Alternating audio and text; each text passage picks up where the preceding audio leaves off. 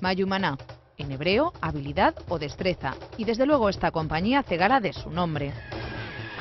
Y vuelve a Castellón y Valencia después del éxito de noviembre de 2004 en el Olimpia, y lo hace con una versión renovada de su espectáculo de percusión, una mezcla de ritmo, baile, teatro, humor, energía e interpretación.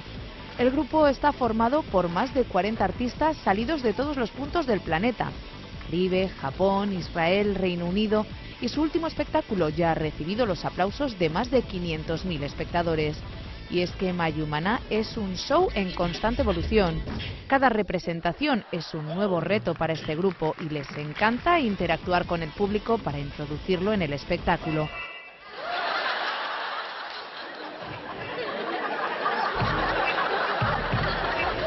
No hay dos actuaciones de Mayumaná iguales. Ahora Mayumaná regresa con nuevos actores y nuevos números. 10 funciones, toda la energía, el ritmo, el movimiento y el humor que les han hecho famosos en los escenarios de todo el planeta.